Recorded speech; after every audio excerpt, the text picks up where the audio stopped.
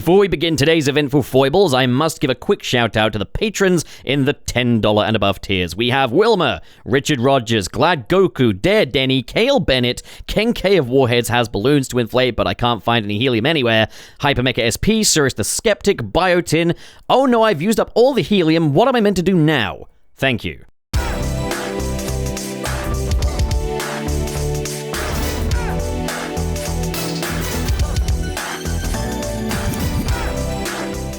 Hey, what's up? I'm Channel Pup, the mascot for the level-headed fanboy. And in today's video, we are going to be talking all about how the Sonic movie franchise can basically go on forever without ever having to reboot. But let me back up a little.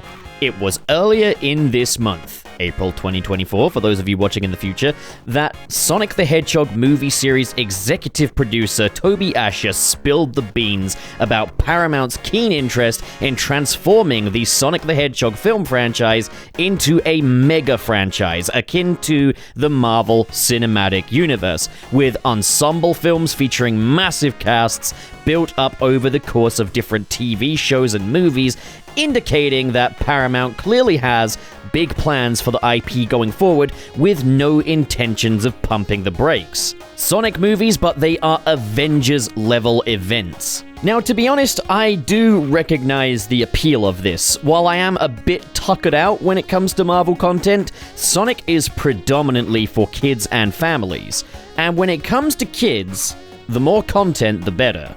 And looking at it from the corporate perspective, there's a lot of money to be made. So while personally I'm not fond of the prospect of Sonic becoming as oversaturated as, say, the Marvel Cinematic Universe has, I get why this would be exciting to Paramount.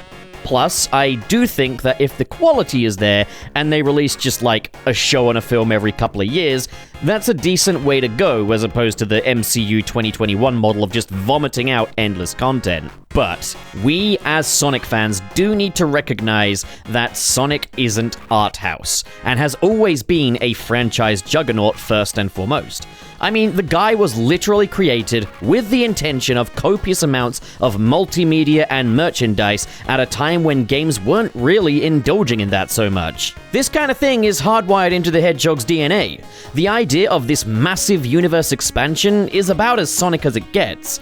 More so than the pussyfooting around their own IP that Sega like to do as of late when they call the shots. God damn it, restore the Archieverse! Be for real, Sonic ain't above the MCU, and any chance he has to match that energy, he'll likely take. But there are a few ducks that I think Paramount need to get in a row before they can have any hope of continuing this incarnation of the Sonic movie franchise past the 3 movies and a show that they have already.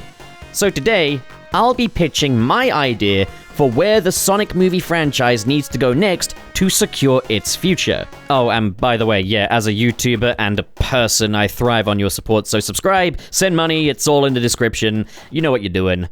I don't want to have to return to the mines. So, first things first, there is the matter of Jim Carrey as Dr. Robotnik.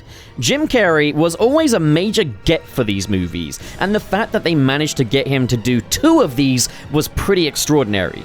The fact he's also doing the 3rd is outright insane. Let's be realistic here. He's not gonna do a 4th. If he does a 4th, I'll pour 2 pints of milk all over myself and film it. But I don't think that's happening. Now, back in 2022, after the release of the 2nd film and Jim Carrey's words of retirement, producers Toby Asher and Nair H. Moritz stated that they wouldn't even try to recast Jim Carrey in the role of Dr. Robotnik, that he's irreplaceable in this role. So, here's my take. You can have a movie or 2 without Dr. Robotnik in there. He doesn't always have to be the main villain, but for longevity's sake, for the sake of the cinematic universe they want to set up, you cannot have Sonic without Dr. Robotnik. Robotnik is as central to the Sonic franchise as Sonic himself. Robotnik is an accolade that Sonic has over so many other iconic video game characters. He has a villain that is as iconic as he is. For the long term, there is no Sonic without Robotnik.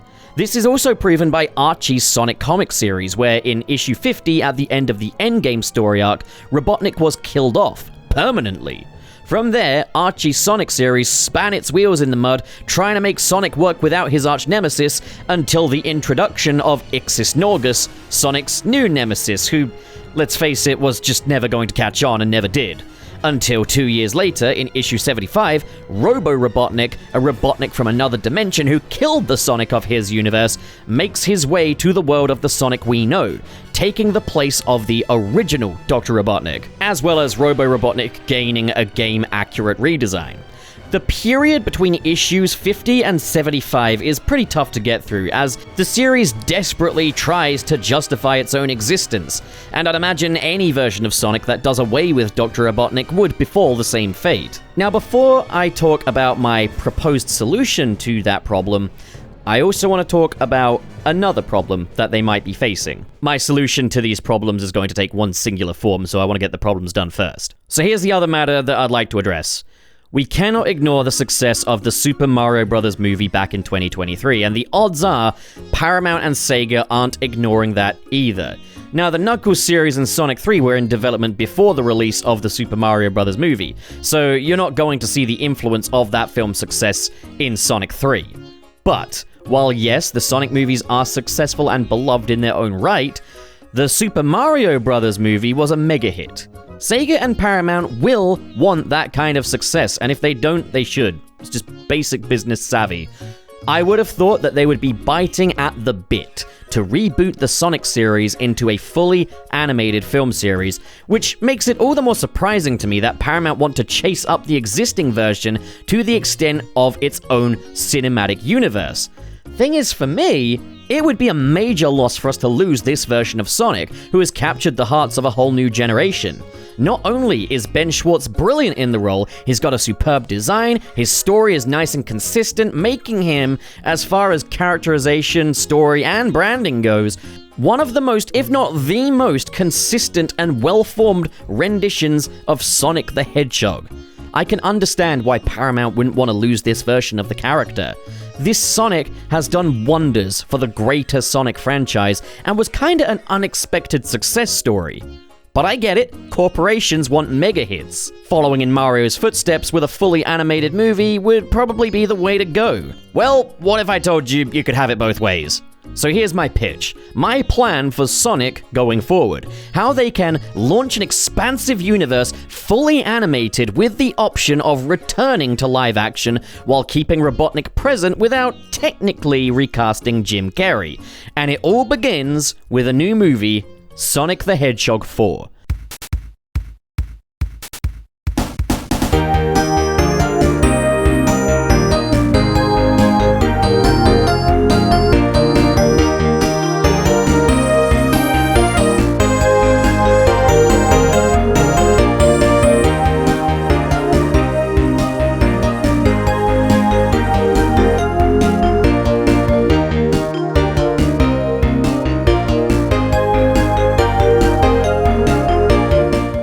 Now, this pitch does hinge on a set of predictions for Sonic the Hedgehog 3. I'm predicting Robotnik is going to die, unambiguously. Maybe he'll get blown up or something. If he doesn't, I suppose you'd have to write that maybe that happened off-screen in this movie. But for now, Sonic the Hedgehog 4 is still in the live-action animated hybrid model, albeit with more animation than before.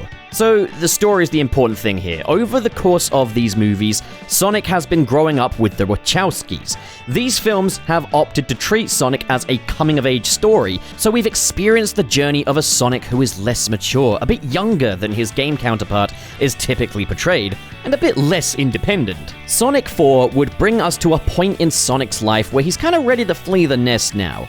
Yearning less for the comforts of home, more for adventures of his own that he's developed a taste for over the course of the previous films.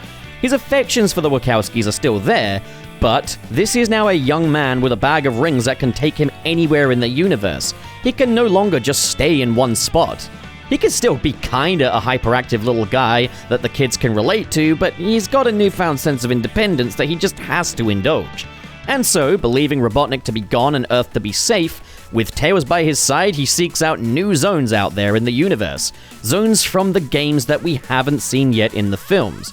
Places where there are other animal people like him, where he fits in. This is until Sonic's adventures are halted by a time traveler, Silver the Hedgehog, who prophesizes that the universe is in grave danger and that Sonic and his friends are the best bet at saving the galaxy. Silver warns Sonic of a total robot uprising across the galaxy, all worlds annexed and made into part of a giant interstellar amusement park.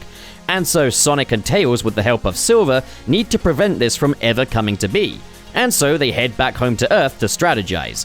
Back home, Dr. Robotnik's final will and testament takes the form of a badnik uprising on Earth, led by the one and only Metal Sonic, Dr. Robotnik's greatest creation, with the intent of enslaving the human race to build a space shuttle.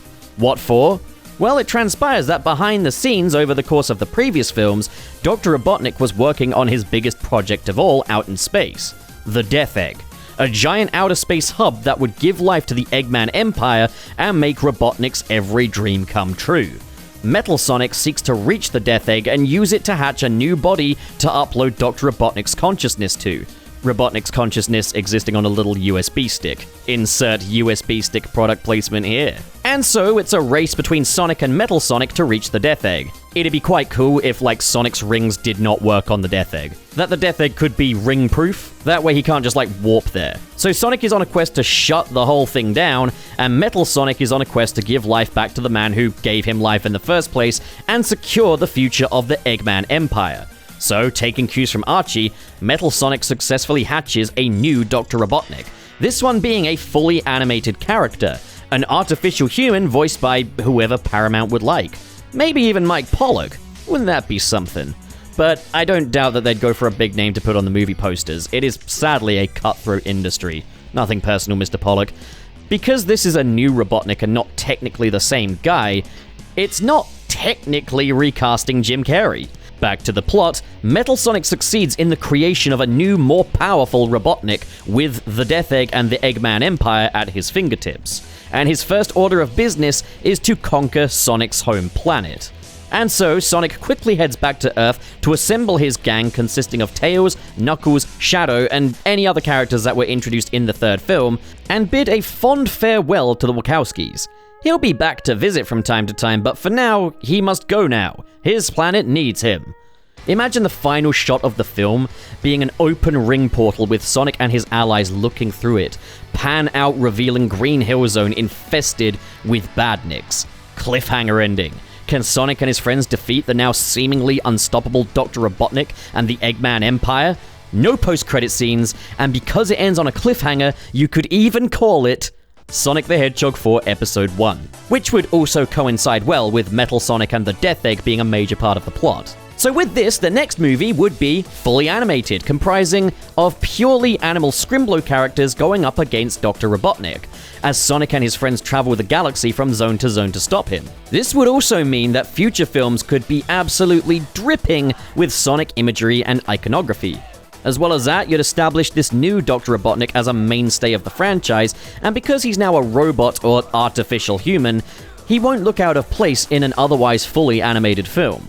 Also, because he's an animated character, he's more easily recast, be it for lower budget projects akin to Drone Home, the short that recast both Tails and Knuckles for that particular project. This would also bring the movie characters a bit more in line with their game counterparts, while still retaining all the great additions made to the movie versions. We've got an authentic Sonic now, who is this independent, free-as-the-wind myth as far as his world are concerned. We've got a Robotnik who has his larger-than-life inventions like the Death Egg and Metal Sonic. As for the big draw of that fourth movie, we've got Silver the Hedgehog and Metal Sonic. I figured either of these two alone would never match the hype of Shadow for movie 3, but the two of them in one movie, paired with the Death Egg, the Interstellar Amusement Park, and Familiar Zones, that's a way to go in my book. From there, the multiverse is the limit, really. Please don't do the multiverse. I'm so sick of the multiverse. For multiverse, we've already got Sonic Prime, and I didn't care for that either. The point is, with this model, though, there's no story they can't tell. If they want to return to the live-action hybrid movies, that remains an option. However, if they don't, Sonic's visits to the Wachowski can all just happen off-screen. Maybe he can have phone calls to them. This is what I think would be the ideal direction to take the Sonic movie franchise after Sonic 3, and would allow them to pursue their mini-MCU business model. And I also just think Sonic 4 would be a pretty sweet quest movie. Big sort of space opera, really upping the stakes. But what do you guys think? Comment below, discuss, and as always, if you enjoyed this video and you want to see more like it, be sure to hit subscribe, hit the like button, and through Patreon, you can get your name in the credits of these videos for as little as $1 a month. A special shout out goes to the patrons in the $5 or above tiers. We have RT0, Wilma, Cal-X, Richard Rogers, Glad Goku, Dare Denny, SSS06, Kale Bennett, Ken K of Warheads has balloons to inflate, but I can't find any helium anywhere, Dazzle Fizzle, Hypermecha SP, Cirrus the Skeptic, Biotin, oh no, I've used up all the helium, what am I meant to do now? And Vera Wild. Thank you, good folks, so much for your generosity, and to those of you at home, thank you so much for watching, and have a great day. Get out.